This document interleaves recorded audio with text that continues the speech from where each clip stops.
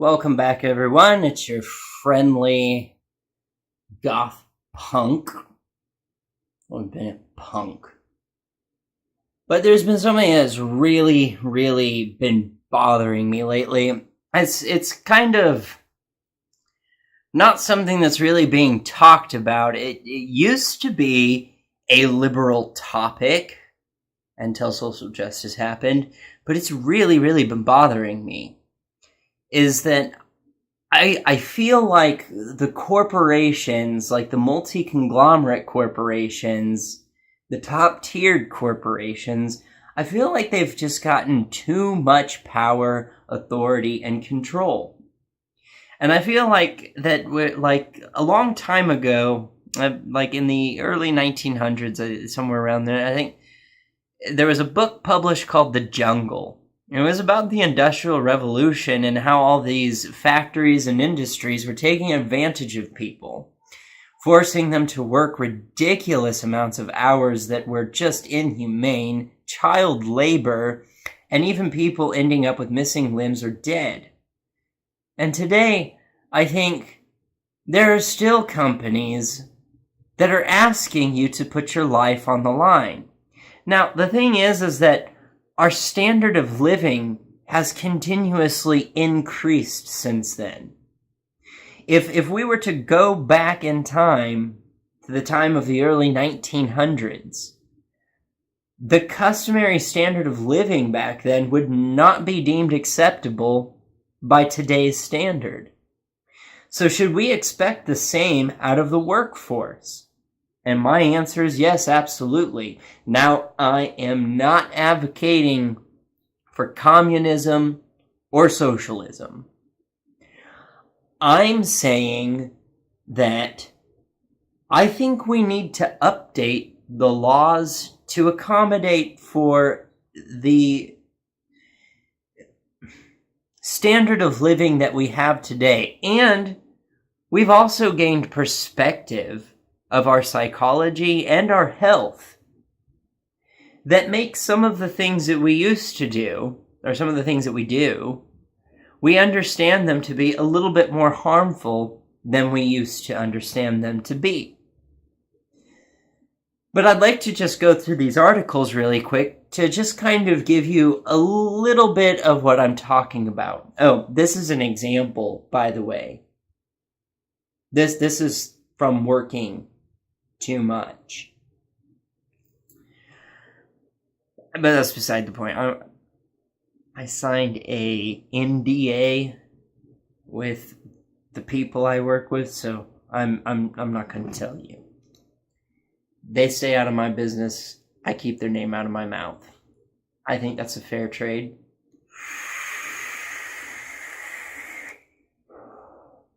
But we have articles like this one. And this is a European Agency for Safety and Health Work. So the EU's OSHA. And in there, the thing that I wanted to pay attention to is the number of workplace accidents has decreased by 25% over the last 10 years. However, work-related diseases still account for an estimated 2.4 million deaths worldwide each year, 200,000 of which are in Europe. EU's OSHA work on work-related diseases aims to provide an evidence base for prevention, policy, and practice. Another important objective is to provide a better overview of the extent of the occupational burden of disease. Work-related diseases include musculoskeletal disorders, stress and mental health disorders.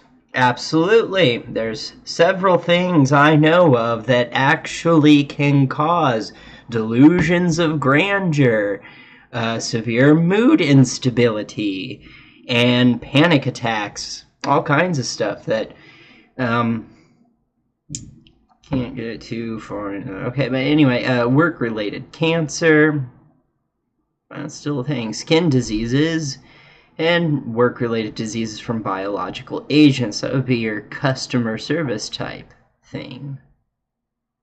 Current projects rehabilitation and return to work after cancer, work-related diseases from biological agents, and alert and sentinel systems in OSHA. All right, so I know that one was about the EU and their OSHA policies. But what they have in their OSHA policies, we don't have here in the United States. We don't have OSHA policies protecting people in that kind of sense. Then we have, this is an article from WebMD that is about stress-related illnesses. So let's read that.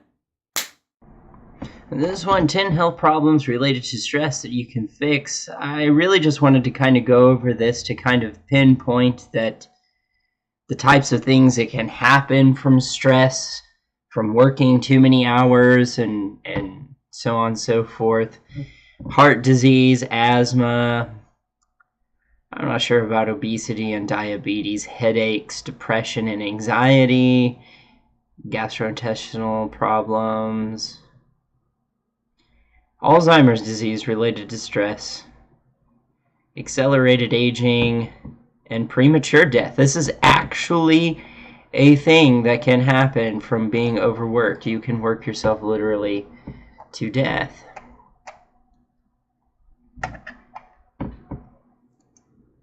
And then we have this article by the Chicago Tribune that talks about McDonald's workers allegedly saying that they are put through health-related injury all the time with very little to no compensation. Now, that McDonald's is a company I worked for 11 years in management. Now, I can tell you that I don't really know what work injuries that they're referring to. I mean, the worst that's happened to me there is getting grease splashed on me. But I can say that there are customers that they want you to deal with that are extremely hostile. And I would say, as a safety precaution, I think that we should stop using this whole "the customer is always right" philosophy, because they're not. They're just not. The companies want you to think that, and they may give you free stuff, but I'll let you know right now, they give you free stuff so you come back. Well, let's take a look at that article. So, here we go.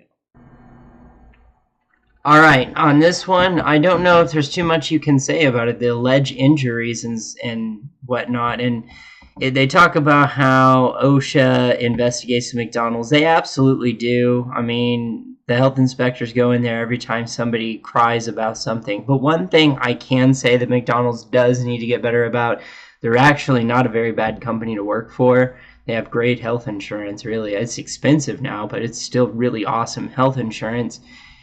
McDonald's, you need to get better at swing shift scheduling. Okay, people are not meant to sleep 2 hours and then come back to work.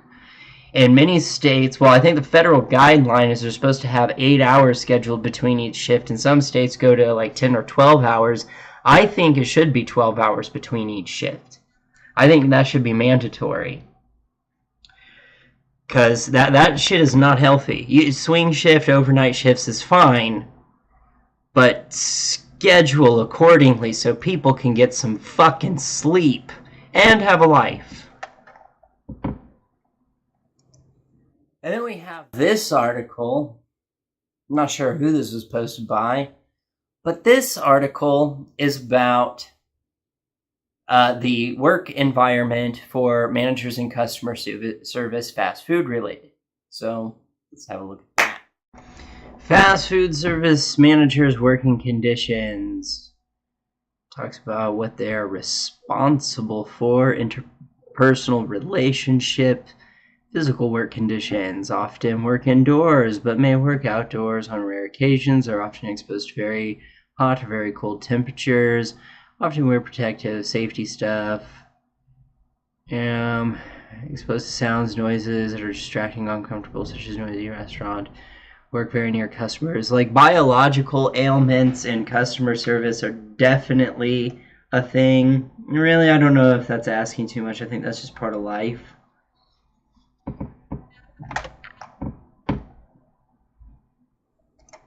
And now here's an article by HealthDay,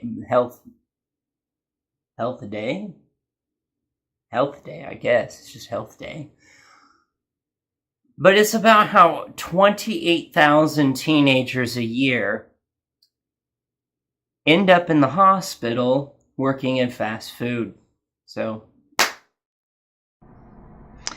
see, look, I told you, an estimated 28,000 teens in fast food jobs are rushed to the ER each year with job-related injuries.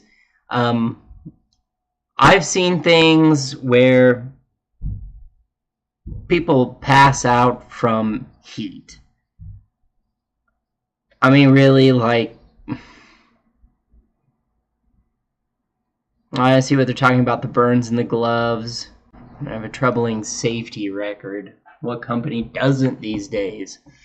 They try to hide that shit. They don't want you to know. They don't want you to file a workers' comp claim. In my experience, they've not been hesitant to file them, though. And then we have an article about distribution centers not being safe. I think that one's a given. And we have this one, operational distribution center, a safe place to work, ? Pallets weighing over your head, pallet jacks running around, repetitive motion, pulling, lifting excessively, pick and processing, all these things, and even chemicals,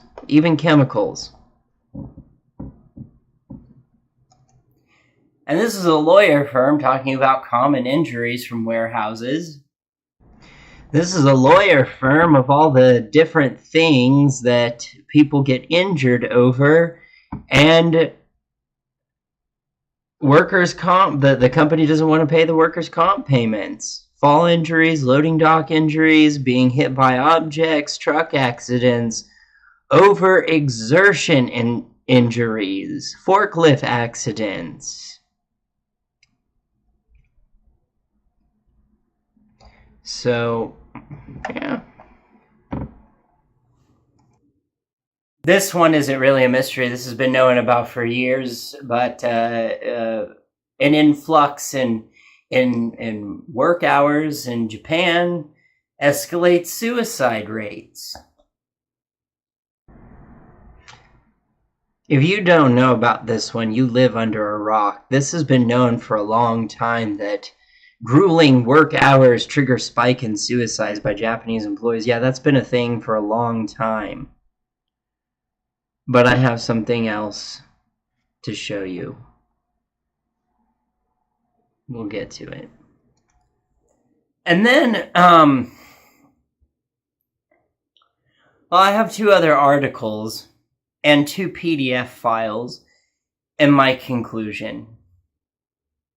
Of a heart attack. All right, thanks. And nearly a James quarter from of companies said number employees work more than 80 How hours does that of work? It overtime has nothing a month. to do with editing, I swear. One company On a serious note, because this is very cuts serious lights to at 10 me. to encourage employees Work, to and go this is the home bread and butter after of 24-year-old this particular Matsuri video right here. Takahashi Workplace killed herself suicides on the and left a trail rise. of tweets about her Lately, punishing workplace hours. suicides have become Perhaps more death common is a around the much globe. happier Reports option, suggest she wrote. around 1 million people have As killed long as the themselves Japanese worldwide have this till warped date, idea including of over what's virtuous, 30,000 Satoshi's American father said, employees, "We'll have more according who will to achieve the victims." American Bureau of Labor Adriana Statistics. A Diaz, total of CBS 1,719 News, male and female workers committed suicide on the job between 2003 and 2007. I know this is an older article.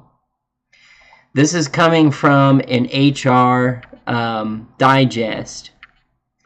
And they actually even tell you how to go about terminating an employee with firing a suicidal employee. They give you instructions on how to do that because it's so common. Then we have this other one, these by The Atlantic, workplace suicides.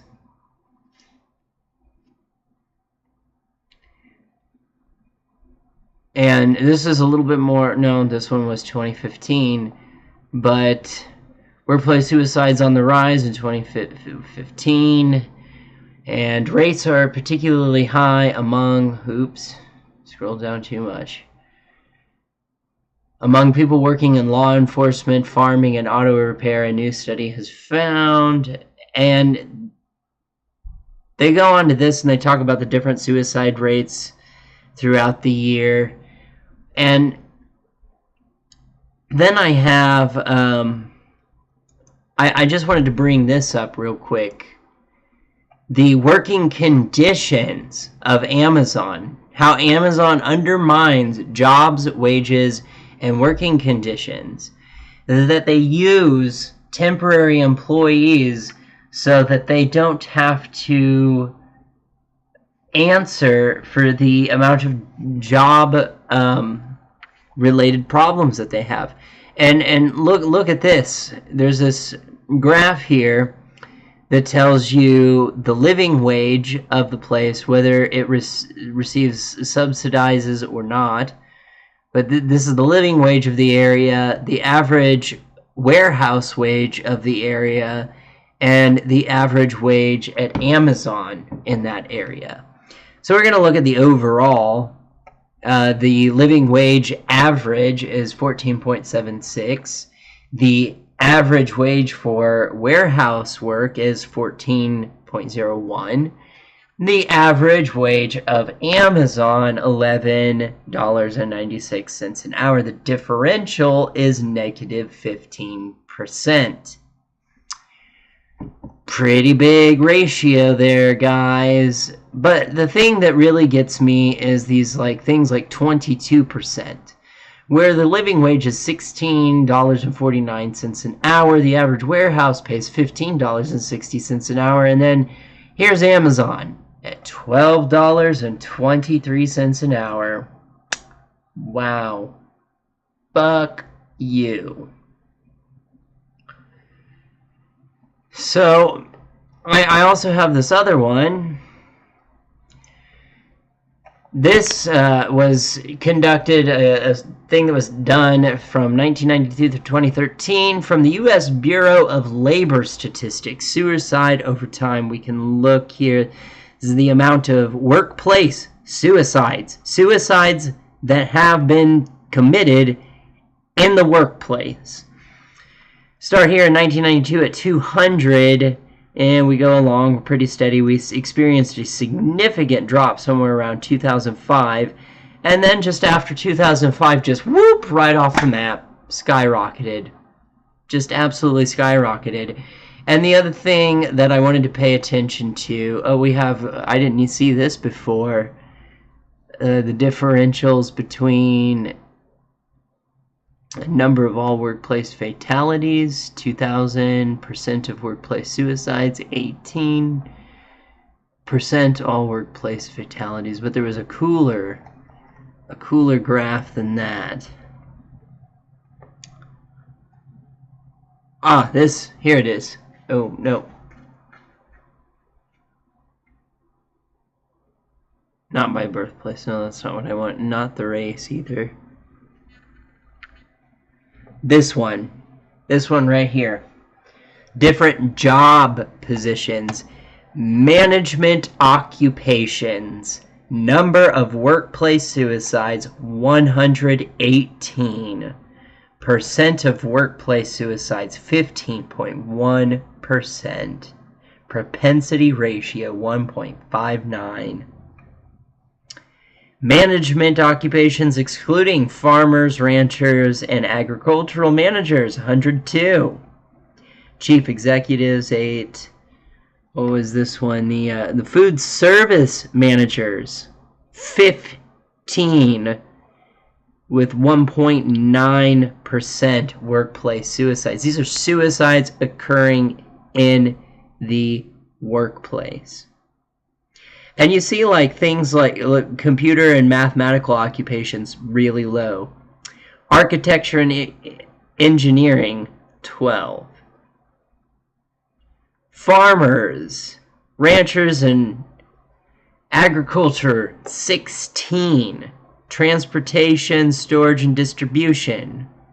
Well, that's not very high, actually. That's pretty good. Construction managers, 11. It seems like, and they did talk about this somewhere, that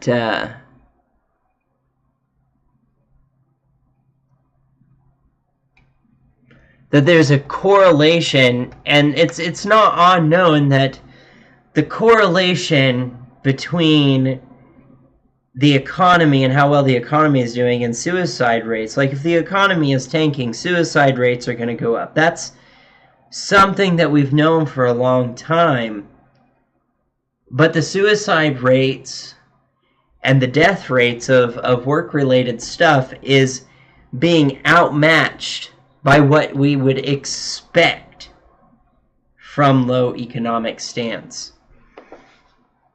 Now,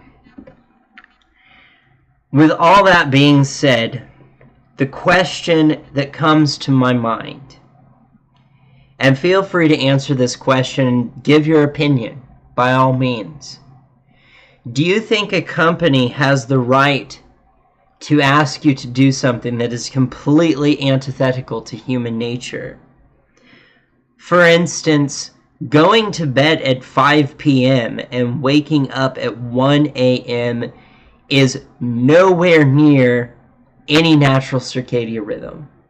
I would say going to work at 10 o'clock at night and getting off at 5 in the morning is more conducive to health than going to bed at 5 p.m. and waking up at 1 in the morning. Speaking from experience, by the way. Can a company demand that you put your life on the line to be at work? Should that be a precedent that we should expect?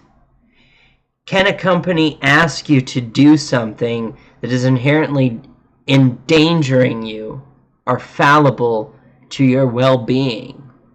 Should they be able... The other thing that I want to point out, too, is how much power these people, these conglomerates have gained.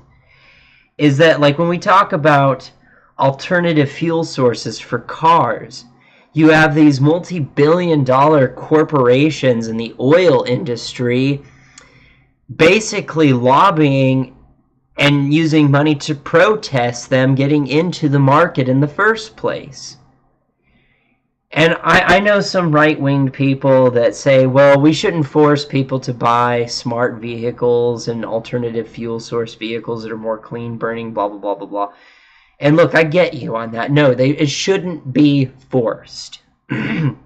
We should introduce it into society naturally, like we have done with any other technological revelation. But the thing is that aren't we supposed to be for free market enterprise?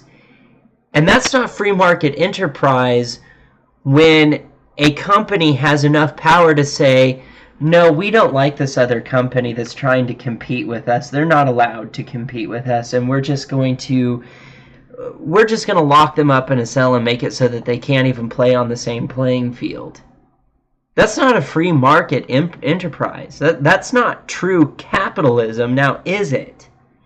There's no freedom in there. Basically, these giant conglomerates are saying who can compete with them and who can't. That's not freedom. That's not freedom.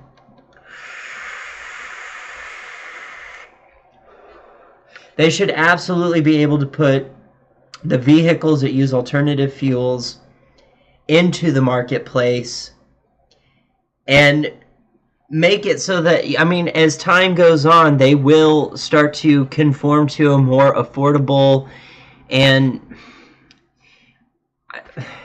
Why aren't we making video games backwards and forwards compatible? That has nothing to do with that. It has more to do with economics than anything.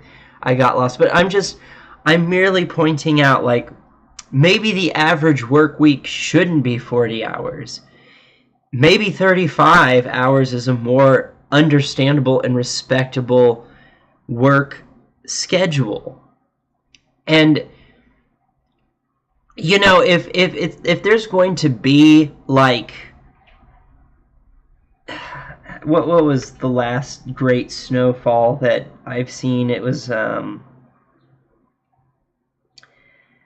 4 feet of snow. Maybe we shouldn't be having people come into work. Maybe things do need to close for that. Maybe we do need to be able to tell hostile customers to leave. Maybe we do need to be able to call the police on hostile customers. And believe me, I have seen some ones that you would take my side if you saw what I was talking about.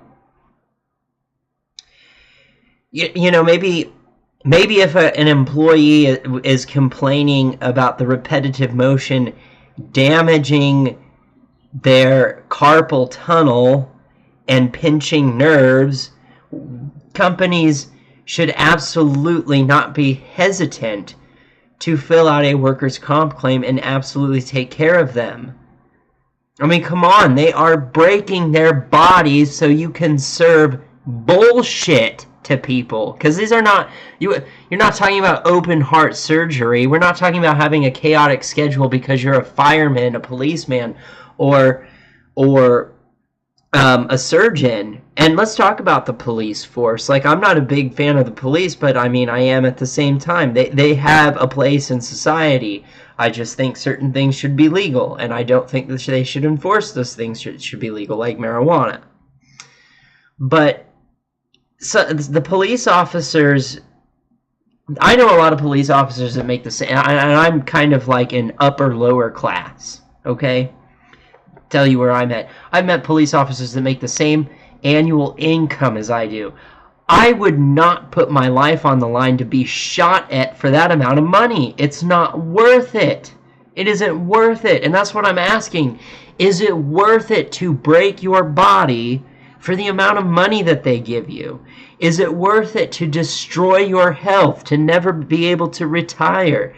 Is it worth it to put your life on the line to do something as insignificant as serving food or products like a phone to people? I don't think it's worth it. I don't think it's worth dying over to sell entertainment to people. If you're an artist, then I understand why you would do it. But artists do strange things to promote their art. Artists do solo things. But I'm saying if you're in the working class, is it reasonable for companies to ask you to die for them, essentially? And my answer is no. I don't think it's worth it. I don't think that they should be able to make that a proclamation. I think that's asking too much, and I think they pay you way too little, and they don't do anything to reimburse you for the health problems you develop later on in life. Not even necessarily later on in life. And so I'm asking you that question to the audience. Do you think companies should have the power to just pay a lobbyist to keep another company from being just built? Do you think companies should have the power or the authority to tell us that you also have the example men can't have long hair but women can? That's sexist. I thought we were supposed to be egalitarian. Women can have piercing but men can't. Although some places do say neither can because of safety hazards, and that I understand. But that's a double standard. And that's what I'm asking. Do you think companies should have the authority to ask a person to lay down their life, essentially, or their well-being? And knowing that most of the companies that do this, you'll never retire. Should they have that kind of power? I don't think they should, but I'm asking you guys. Let me know what you think in the comment section below. All relative links will be left in the description below, except for the PDF files. If you want a copy of the PDF files, send me a message. And I'll send you a copy of the PDF files that I'm looking at for the Amazon and the suicide in the workplace done by the U.S. Bureau of Labor Statistics. And you can read through all this, but I am telling you, I think companies are way too powerful, and I think we need legislation because our standard of living has gone up, and I think that we should hold these companies accountable. Another thing that I would like to mention, and I don't like to talk about it, but a lot of companies do this where they shave minutes off of your time punch to save on labor costs. And every time you go, if you go to your labor department for the state that you live in, trying to get them to do anything about it is crazy. It's jumping through a million hoops, and it shouldn't be that way. I think that if they are shaving hours off of your time punch, they should do something about it immediately, and the company should be held accountable, not with a piddly fine that they're going to laugh at and keep doing the same thing that they were doing. They should be scared of the fine. They should be terrified to cut people's hours unknowingly and cut their pay without them knowing. Knowing or not, they should just not be allowed to do it. And I think if you go to a labor department, they should do something about it immediately, not 15 days afterwards, and you shouldn't have to face a numerous amount of ramifications from your employer for trying to stop them from doing something that's basically a federal crime, not paying you for your hours worked. And they do this. They do this. I worked in management for 11 years, and I'm not comfortable at how many times I've seen that practiced. That took place at McDonald's, by the way. So, yeah, do you think companies should have the authority to do that? And like, share, subscribe, hit the bell button on any channel you're subscribed to. With that, I'm out. Be sure to tell me what you think in the comments below. And like I said, links. Blah, blah, blah. Out. Another thing that I forgot to mention about was the fact that, you know, these companies like Enron, Halliburton, Sprint, and Walmart laying off massive amounts of people. Do you think that companies should have the authority or the power to damage an entire economy? I understand that the people who own these corporations and these businesses are looking out for the best interest of their companies and their business, but when it comes at the cost of an entire society's economy, do you think that they should have that kind of ability or power?